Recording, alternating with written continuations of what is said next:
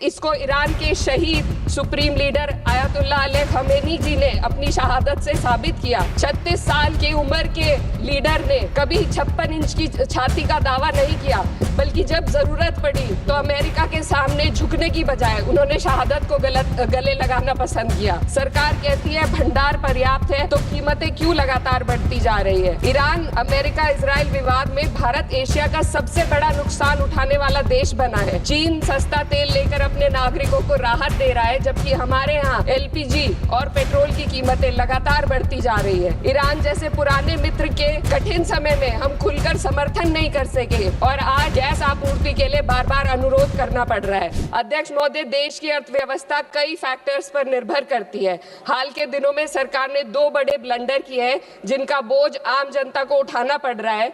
एक हमारी यूएस के साथ जो ट्रेड डील है और दूसरा विदेश नीति में अमेरिका के सामने जो हमारा आत्मसमर्पण है। खाड़ी क्षेत्र में कभी भारत का रुख स्वतंत्र और संतुलित था, लेकिन आज हमें दूसरों के संघर्ष में उलझकर नुकसान उठाना पड़ रहा है। ईरान अमेरिका इजराइल विवाद में भारत एशिया का सबसे बड़ा नुकसान उठाने वाला देश बना है। चीन सस्ता तेल लेकर अपने नागरिकों को राहत दे रहा है, जबकि हमारे यहाँ एलपीजी और पेट्रोल की कीमतें लगातार बढ़ती जा रही है। ईरान जैसे पुराने मित्र के कठिन समय में हम खुलकर समर्थन नहीं कर सके और आज गैस आपूर्ति के लिए बार बार अनुरोध करना पड़ रहा है। विदेश नीति साहस और स्पष्टता से चलती है। इसको ईरान के शहीद supreme leader Ayatollah Ali Khamenei ji ने अपनी शहादत से साबित किया। 36 साल की उम्र के लीडर ने कभी 56 इंच की छाती का दावा नहीं किया, बल्कि जब जरूरत पड़ी तो अमेरिका के सामने झुकने की बजाय उन्होंने शहादत को गले लगाना पसंद किया। लचर विदेश नीति ने देश को महंगाई और आपूर्ति के संकट की दहलीज पर लाकर खड़ा कर दिया है। सरकार कहती है भंडार पर्याप्त है, तो कीमतें क्यों लगातार बढ़ती जा रही है। अमेरिका के साथ जो हाल है वह व्यापार समझौता भी यही बताता है। आज भारत अमेरिका के साथ $40 बिलियन का ट्रेड सरप्लस रखता है, लेकिन इस समझौते के बाद हमें हर साल $100 बिलियन का आयात करना पड़ेगा। इससे सरप्लस घाटे में बदल जाएगा। इस ट्रेड डील ने देश के किसानों को अमेरिका के अमीर किसानों के हाथों बेच दिया है। अगर ट्रेड डील करनी ही थी तो पहले देश के किसानों को अमेरिकी किसानों की तरह भारी सब्सिडी देते, उन्हें तैयार करते और फिर ट्रेड डील करते। यह तो वैसा है जैसे दौड़ में किसी के हाथ पैर जंजीरों से बांध दिए गए और फिर कहा जाए अब दौड़ कर दिखाओ। हमारे किसानों के हाथ पैर महंगी यूरिया, महंगी बिजली और महंगे कृषि यंत्रों से बंधे हुए हैं। अध्यक्ष महोदय, फाइनेंस बिल पर बात हो और महंगाई पर बात ना हो तो आम लोगों के साथ अन्याय है।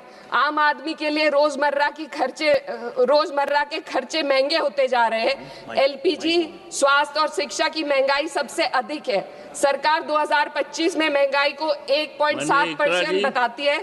सर 2 मिनट बस कंक्लूड कर रहे हैं। लेकिन मेडिकल महंगाई 14% है, ये एशिया में सबसे ज्यादा है और शिक्षा की महंगाई 12% तक पहुंच गई है। कई परिवार अपनी आय का आधे से ज्यादा हिस्सा सिर्फ एक बच्चे को पढ़ाने के लिए या उसकी विवाह करने के लिए खर्च करने पर मजबूर है। पिछले बजट में वित्त मंत्री ने एम्प्लॉयमेंट लिंक्ड इंसेंटिव स्कीम की घोषणा की थी। उम्मीद थी इससे 4 करोड़ नौकरियां बढ़ेंगी। 2 लाख करोड़ का बजट भी दिया गया, लेकिन ये योजना एक भी युवा को नौकरी देने में असफल रही। इसी तरीके से पीएम इंटर्नशिप स्कीम का हाल भी यही है। 1.6 लाख का ऑफर दिया गया। Sir 2 minute. 16,000 युवाओं ने ज्वाइन किया, आधे से ज्यादा बीच में छोड़कर चले गए और अंत में सिर्फ 95 युवाओं को नौकरी मिली। सरकार ने चुपचाप इसका बजट 95% घटा दिया। जब आप हेडलाइन मैनेजमेंट, दिखावा और लोगों को बेवकूफ बनाने के लिए स्कीम बनाते हैं तो उसका हश्र यही होता है। मैं अंत में किसानों की बात करना चाहती हूँ। ग्रामीण विकास और कृषि कल्याण पर देश की पीढ़ी आबादी निर्भर है। इस मंत्रालय का पिछले वर्ष का बजट सरकार खर्च ही नहीं कर पाई। 53,000 करोड़ ग्रामीण विकास और 7,000 करोड़ कृषि कल्याण के लिए बेकार पड़ा रहा। गांव, किसान और मजदूर मदद की उम्मीद कर रहे थे, लेकिन सरकार हाथ पैर बांधे बैठी रही।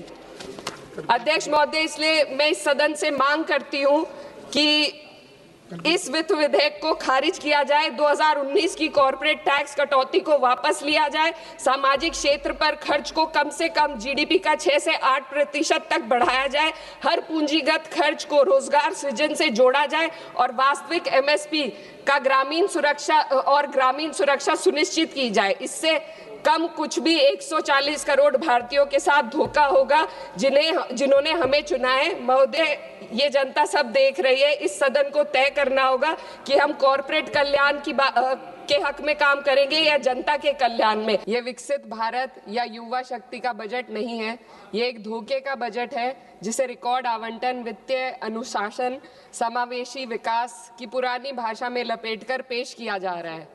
मैं इसकी सच्चाई को सरल शब्दों में सामने रखना चाहती हूँ, क्योंकि भारत की जनता सिर्फ नारे की नहीं, सच्चाई की भी हकदार है। सबसे पहले जिस वित्तीय अनुशासन की बात सरकार कर रही है, मैं ये बताना चाहती हूँ सदन को कि वो अनुशासन समाज कल्याण और राजस्व में कटौती करके हासिल किया गया है। इस सरकार बजट के आकार को जोर शोर से बड़ा बता रही है, लेकिन गरीबों के कल्याण के लिए बजट में घुटन है। उनके लिए खर्च का दायरा लगातार सिकुड़ रहा है। देश पर कुल कर्ज जीडीपी का करीब 55% है।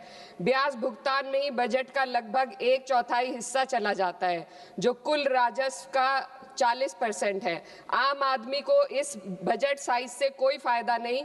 यह साइज पुराने कर्ज चुकाने के काम आ रहा है, गरीबों के कल्याण में नहीं। अध्यक्ष महोदय, सरकार ने 2019 में कॉर्पोरेट टैक्स में उद्योगपतियों को छूट दी थी और कहा था कि 30% टैक्स घटाने से निवेश और रोजगार बढ़ेगा। बाद में आरबीआई की रिपोर्ट ने स्वीकार किया कि कंपनियों ने लगभग 1.5 लाख करोड़ के लाभ का उपयोग कर्ज चुकाने, नकदी जमा करने और बकाये बायबैक में किया, ना कि नए निवेश या रोजगार में। कॉर्पोरेट टैक्स टू जीडीपी अनुपात घटा है, मुनाफा बढ़ा, लेकिन रोजगार ठहर गया है। ऑटोमेशन और ठेका श्रम ने स्थायी नौकरियों की जगह ले ली। आज भी एमएसएमई